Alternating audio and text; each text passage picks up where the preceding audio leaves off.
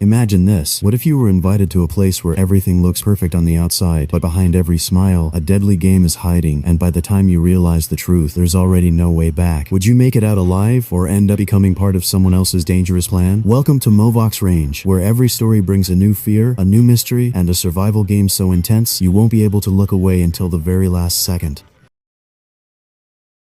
The film begins with Ariel, a woman who works for a media house and dreams of becoming a very big writer. But lately, deep down, Ariel feels that if she could just land one big story, her entire fate could change. Right now, they haven't been getting any major news to publish. Because of that, fewer and fewer people have been buying their magazine, and then one day, she finally finds it, an explosive topic. This wasn't just another story. It could become a massive opportunity for Ariel's career. A pop star from the 1990s, Alfred Morty, suddenly announces that he's coming out of retirement and releasing a brand new album. Everyone is shocked. The media instantly erupts into a storm of headlines, but the real surprise comes after that. Before the album's official launch, Morty invites only 6 guests to his private compound to hear the album early. Among them are our main character Ariel, her boss, a talk show host, an influencer, a paparazzi photographer who shoots major celebrities, and a famous radio host from that time. When they arrive at the compound, everything feels completely normal. In fact, it feels nice, but none of them realize that behind this glittering atmosphere, a dangerous secret is hiding. But the moment they arrive, their phones, laptops, and every electronic device are taken away, anything they could use to contact the outside world. Some people there do find it a little strange, but they brush it off, assuming it's just part of an exclusive private event. The explanation given is simple. No electronic devices are allowed anywhere on the property. They'll all be returned when the guests leave. Still, something about it starts to feel unsettling. Ariel can't shake the question in her mind. Why are such strict restrictions even necessary? Soon enough, the party begins. This is the very reason all of them came here, and during the party, they discover the most shocking truth. Morty is part of a cult, and almost everyone inside the compound, except the 6 guests, belongs to that cult. They call themselves the Loyalists. All of them wear the same uniform. The strange atmosphere, the unsettling stares, the odd behavior, everything makes it painfully clear that something is very wrong inside Morty's compound. The cult doesn't feel right to Ariel, so right there, during the party, she decides to learn more about it. At first, it seems like they're being given every kind of luxury and facility inside the compound, but the more Ariel tries to understand this place, the more mysterious and dangerous it begins to feel. There were even massage services available, and while the radio host was enjoying a relaxing massage, while jogging around the compound, she suddenly notices Morty sitting as someone paints his portrait. Ariel walks over and asks him directly, "I want to know how your cult actually works." Morty looks at her and replies, "Whose question is that?" Ariel explains what she means. Like Christians go to church, Hindus go to temples, Muslims offer prayers. So what does your cult do? Who do you worship? But instead of answering, Morty asks her a strange question. What would you call a group that believes in no one and does nothing at all? While talking, Morty takes Ariel to a special kind of tank. Inside, Ariel sees a man opening oysters one after another. The man looks completely consumed by some strange obsession, as if he can't even feel his own pain. He works like someone possessed. While forcing one oyster open, his hand gets badly cut, blood spilling from the wound, but he doesn't stop.